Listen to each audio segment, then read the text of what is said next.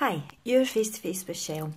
In this video I'm going to talk about my story, what happened, how I was burned. I was in a gas explosion when I was 13 years old in the Costa Brava holiday resort of Lloret de Mar in Spain. It left me severely injured. I had 50% burns to my body. Most of the injuries were to my face, my arms and my hands. I've lost quite a bit of my pinky and quite a bit of the fingertips of my hands. I feel it's kind of sort of claw-like. That's what I call it anyway. I think it's the best way to describe it. I then spent 4.5 months in Bangor Hospital. I endured quite a lot of skin grafts, going to the operating theatre twice a week, not always for skin grafts but for change of bandages, etc. And obviously I've had many more operations and procedures over the years since then. It was my first holiday abroad and my gran had decided to take me, my cousin, to Lloret along with one of her friends. I'd been moaning to my gran, who she was always going abroad, that our family holidays were always to Blackpool, which I loved and actually still love going to Blackpool. But I was listening to my friends at school and they were starting to go abroad and I wanted to go abroad too. So I remember my gran saying, okay, right, I'm going to take you abroad.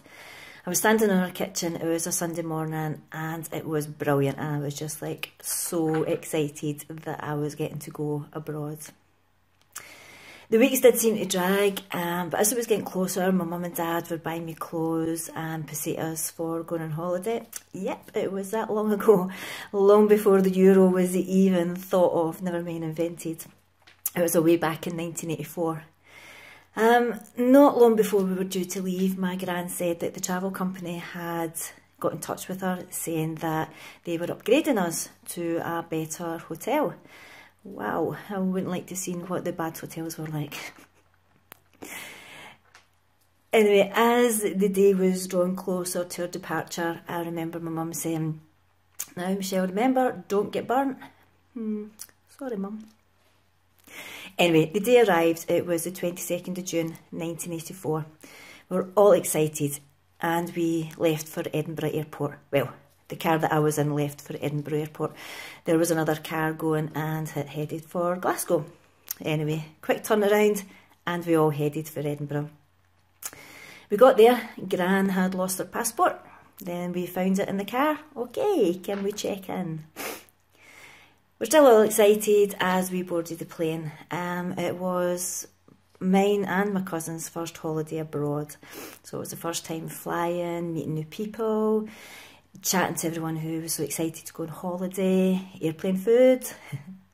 I remember a woman being quite concerned about us because our ears were a bit sore on the descent and my gran was sort of chatting away to her. So we were all still in really good spirits. Everything was going great.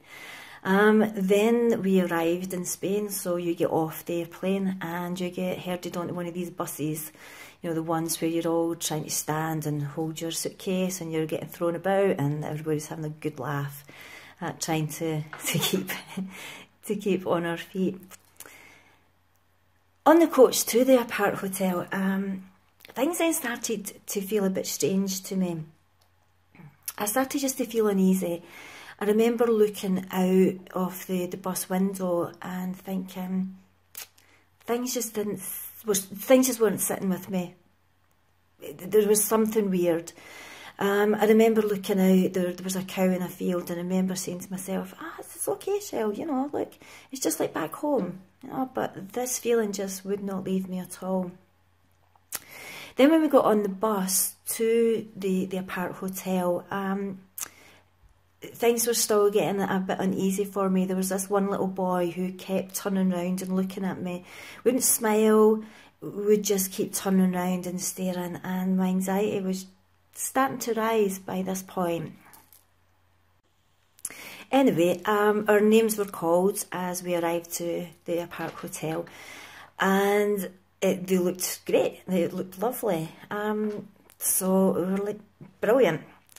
As we arrived, we were told by the receptionist that our rooms weren't ready, that they were still being cleaned. So I remember sitting in the reception with our party.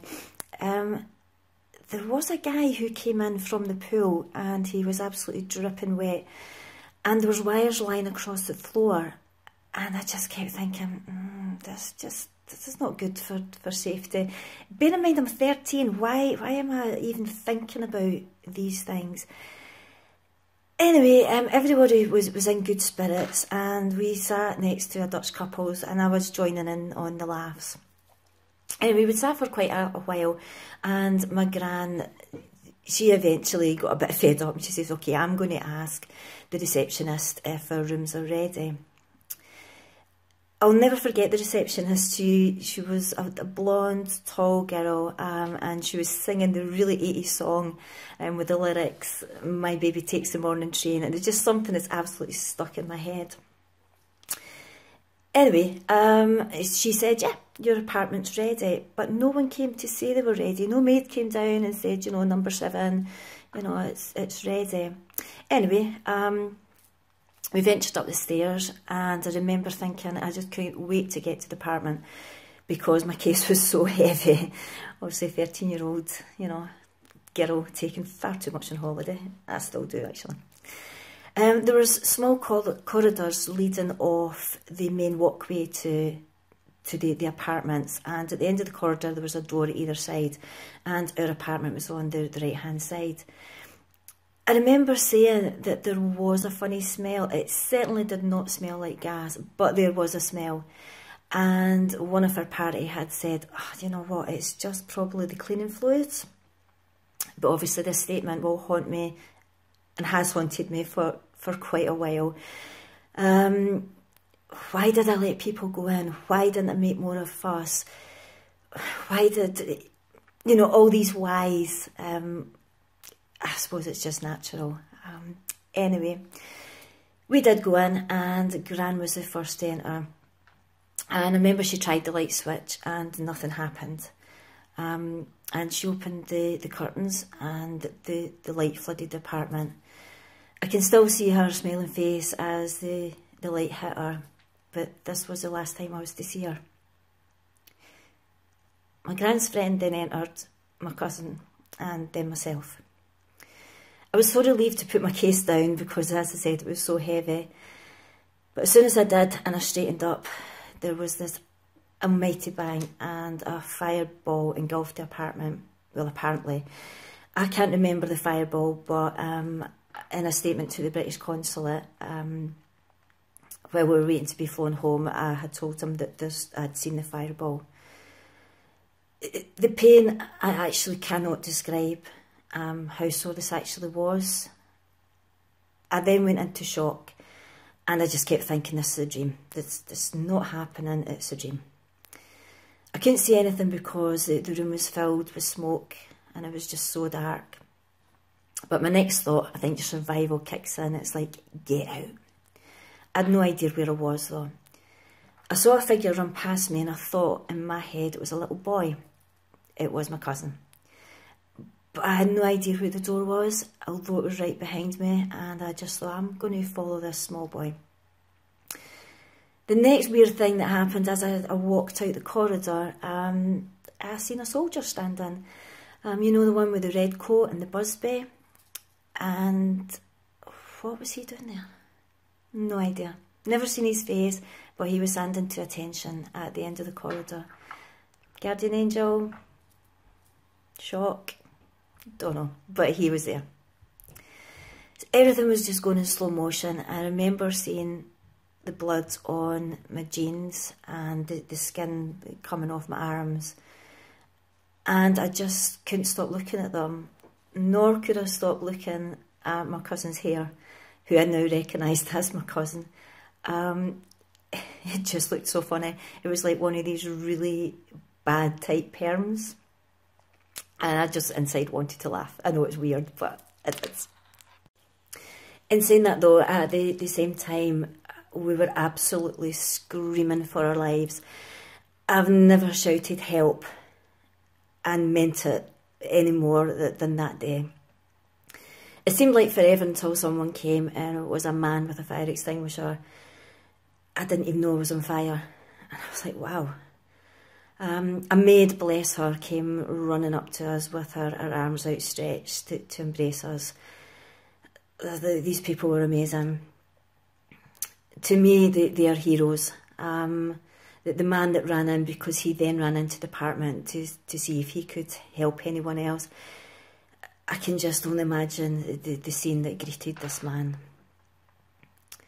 We were taken to a small clinic in Lloret where we were given emergency treatment. We were put in a car with 2 off-duty policemen, so we were told afterwards, and they made sitting in between us. And she kept patting my cousin's leg, probably telling her that she was going to be okay. But of course, this was quite painful, and my cousin kept telling her, you know, that this is sore. But obviously she had no idea what she was saying, and she, bless her, just thought she was, you know, comforting her.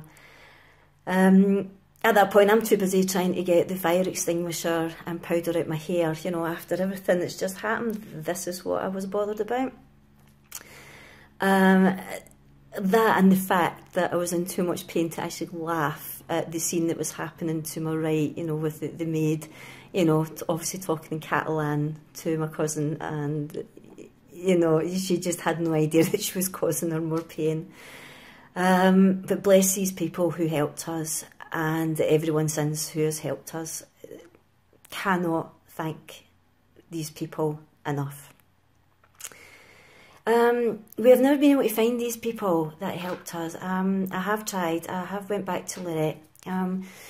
We were told that the man who arrived with the fire extinguisher never wanted to speak of it again and never wanted to meet us, which I can understand. But what I can't understand is the hospital staff in Barcelona didn't want to see us either. I don't know. I don't get that one, which is a shame, because I would like to, you know, to show them, you know, that we have survived and got on with our lives. Good thing is, though, through trying to find these people, I have made some friends in Lloret, so yay, awesome. When we arrived at the clinic, I mean, they were excellent. They took us all our clothes off, without warning. They jabbed me in the butt, with which was obviously some painkillers, but yay, great pain, or more pain, sorry. I think that they were trying to put on me what I think was a saline solution, but I was just in so much pain, I just kept running around the room, and I caught my reflection in a glass cabinet, and obviously this kind of freaked me out, and I ran away. And just as I ran away, the nurse was trying to put more saline solution on me. Mist squirted all over the cabinet, which was something else I really found quite hysterical. Kind of Carry On film comes to mind here when I'm thinking about these scenes. I do remember, though, having a pair of very 80s white shoes that my mum would not allow me to wear until we went on holiday. And I was devastated because I never got these white shoes back. Absolutely devastated. Anyway, unbeknown to me, my cousin, well, she was having a complete ball of her own. Her bodies had started to swell up and her eyes had started to close, and she was asking the nurse, was she going blind? And the nurse obviously had no idea what she was talking about, and she kept being asked the same question. Eventually just said, see. So yeah, for my cousin, the day was just getting better and better for her. We were then transferred by ambulance to Barcelona Burns Unit. And I remember waking up thinking, wow, this is taking a long time. I did and didn't want to get there, obviously not knowing what was going to happen next. I knew we had arrived because I looked out the ambulance window and I seen a white fence, and I thought, yeah, we're obviously here now. My cousin, on the other hand, she was still having an absolute party of a day. Her ambulance had a puncture and they hadn't strapped her in properly, so she kept falling off the stretcher. So yeah, her day was just getting absolutely better and better. The last memories I have of that day was being treated by the medical team in the burns unit at Barcelona. I remember them cutting my hair, obviously, to see what injuries were on my scalp. And I remember trying to take the scissors off the person who was doing it, you know, telling them, I've just had my hair cut yesterday, you don't need to be cutting it again. Also remember the pain in my right hand, just really quite, what I'd call like quite a Scottish word here, a nippy pain. And it was one of the medical staff he had it sort of hanging up beside him, and he was obviously taking away, you know, cutting away skin, and he kept pushing my face away so that I wouldn't see what was going on. I also remember them asking me, where does I come from? Obviously they're trying to find out who we were. And I remember them saying, or I remember me saying to them, Pleen, of course, you know, because everybody in the world knows where Pleen is, you know, the model village, you know, a small village outside of Stirling. Why didn't they know where Pleen was? I do remember me trying to spell it out to them, and you know, them just looking at me as if to say, you know, what is she going on about? I remember seeing a massive blister on my left leg, and this is where I'd seen the blood on my jeans after the explosion. I also remember shouting to my cousin as she was in the next room, I think anyway. In my mind I'd seen her slumped over a chair, but obviously I know now that obviously wasn't the case. This was just in my mind I was seeing this. I remember continually asking for my gran and her friend, but obviously the queries were never answered. To be honest, when they didn't come out of the apartment with us, I just knew they were gone. The last thing I remember was the medical team putting a catheter in me. Now, I was 13 years old, and I'm like, what are they doing? And I remember being terrified. Luckily, I don't remember much more of that day, of the 22nd of June, 1984. We were kept in Barcelona for one night, and I remember asking the nurse what day it was, and I was told it was a Saturday. Brilliant, because the next game week, we were to spend a week in Spain, and then once I got home on the Friday, on the Saturday I was to go away with my mum and dad. My dad was the captain of the Boys Brigade, and they were taking them all off to Skegness for a week's holiday, so I was allowed to go with a friend, but obviously that wasn't going to happen for me and my family. I remember constantly asking for a drink and being told constantly no, and I remember telling the nurse that, yeah, it's okay, I'm going to get up myself and I'm going to do it. Although I couldn't see anything, I knew exactly where everything is in the room, where everything was in the room, sorry. So I suppose it's true, when one sense is dulled, the others kick in, because I could describe the room perfectly. Some of her family had been flown out, and I'd got to speak to my mum through a telephone. They weren't allowed in the room because of the risk of infection. Can't remember really much more until we were at the airport, and this is where the British consulate spoke to me. I remember my cousin's dad coming over and speaking to me and telling me, it's okay, Dad's here. I remember thinking, what?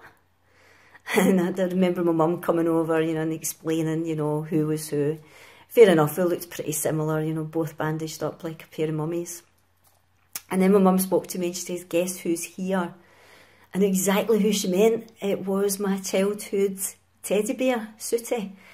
And I was like, get him away, don't let anybody see him. What was she doing? I'm 13 years old. And she brings my teddy over. And, you know, I'm seriously ill, but just absolutely mortified that anyone's going to see my teddy, Sooty. We were flown home by air ambulance, this ambulance having come from Austria, and I remember my mum telling me later on that the doctors, you know, were really quite handsome. Yeah, great, I missed out on that one. Once we touched down in Edinburgh, we were then taken by police escort, blues and twos, something else I missed out on, was unconscious. Can't remember that at all. We were then taken to Bangor Hospital, where my dad and one of my cousin sisters were waiting on us. Now the fun was really about to begin. Anyway, I hope, maybe not enjoy my story, but I hope it's been informative to you. If you like what you're seeing on the videos, please give me a like and please subscribe. Remember to hit the notification bell and it'll let you know when I bring out new videos. I'm hoping to bring out a video every week. Hopefully on a Friday, but hit the bell and you'll never miss one. Thank you very much for watching. Chat soon. Bye.